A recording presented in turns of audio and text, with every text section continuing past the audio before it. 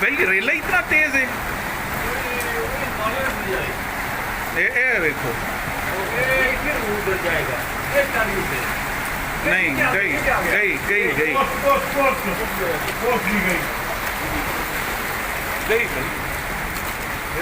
गई गई गई गई। ये बेटा ऑफिस चेंज कर, ये ऑफिस चेंज कर।